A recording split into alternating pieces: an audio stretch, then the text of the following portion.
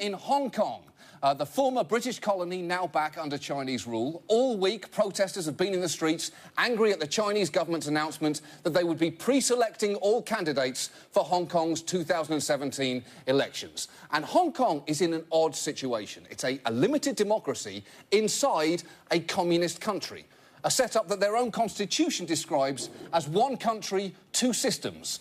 It's like the two girls, one cup of governance, with one girl having a lot more control over what happens to that cup. Now, the protests have been notable not just for their size, but also for their tone. This is one of the most peaceful and polite mass protests I've ever covered. There's an enormous amount of housekeeping being done. These are extremely polite protesters. There were all these signs that were really, I thought, really kind of cute and really told you about the Hong Kong protester. It would say something like, you know, fighting for democracy, you know, apologies for the inconvenience. Ooh. It seems Hong Kong may have left the British Empire, but we clearly left our manners behind. We'd very much like to rise up against the great state of China, but certainly wouldn't want to cause a mess while we're doing it. Scrub-a-dub-dub, what?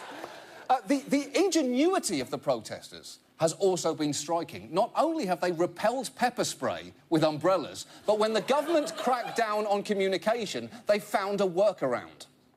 Protesters are using an app called FireChat, which was developed here in San Francisco for people who want to exchange text messages via Bluetooth.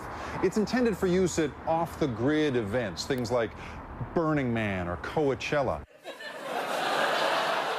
Yes, the Hong Kong protesters have achieved the impossible, making something featuring the words Bluetooth, Burning Man and Coachella not incredibly annoying. Although, I do have to say, if I was going to use any invention from Burning Man to fight the Chinese government, I definitely would have gone with the 8-armed metal fire beast. Not even a Chinese tank is going to take on the Pyroctopus.